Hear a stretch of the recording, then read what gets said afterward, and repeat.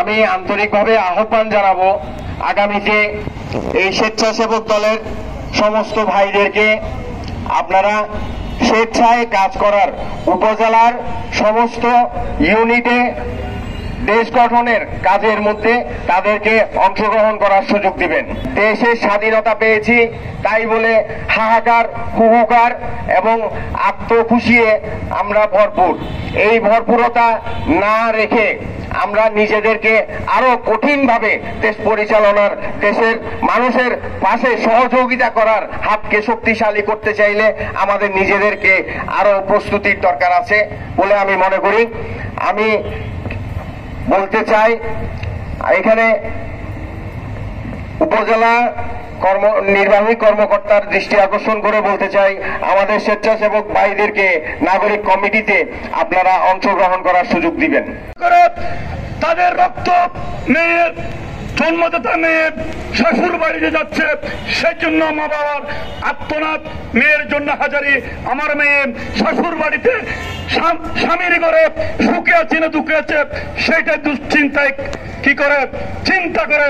কিন্তু অত্যন্ত দুঃখের বিষয় আজকে শেখ হাসিনা তার স্বামীর ঘরে, তার অঘোষিত স্বামীর ঘরে, তার নানার দেশে ভারতে পালিয়ে গিয়েছে। আমাদের দেশে যদি পরিবারের কোন মেয়ে 20 দিনের জন্য, 2 মাসের জন্য, 2 বছরের জন্য যখন বাবার বাড়ি ত্যাগ করে কোনখানে যায়, আত্মীয় স্বজনরা কান্না করে, চোখের পানি জড়ায়। কিন্তু আজকে শেখ হাসিনা গেল গত 5 তারিখ তিনি যে ভারতে চলে গেলেন, বাংলাদেশের কোন নারী সমাজ, বাংলাদেশের কোন বোন ভাইরা একটি চোখের জল পানি ফেলে নাই।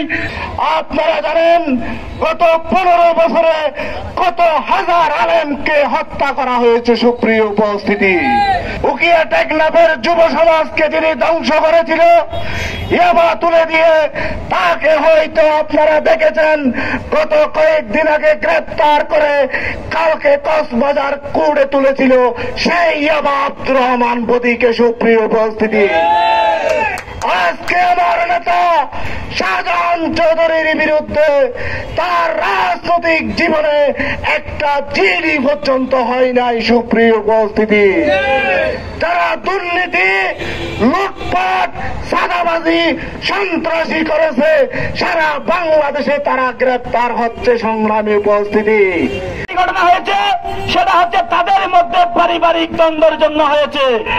বাংলাদেশ জাতীয়তাবাদী দলের কোন কর্মী কারো প্রতি করে নাই।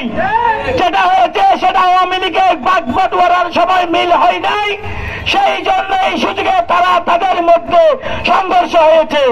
আমার বিএনপির কোন ভাইরা এইরকম লুটপাটে জড়িত ছিল না, থাকবে না, ভবিষ্যতে কাউকে করতেও দিবে না।